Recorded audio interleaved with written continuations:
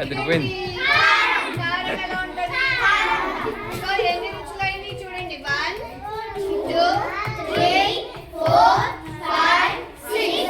ఈ 6 రుచులు కలిపి షడ్ రుచులు అంటారు. ఏమంటారు? షడ్ రుచులు. ఏ రుచులు? షడ్ రుచులు. ఇది యుగాది యుగ యుగాల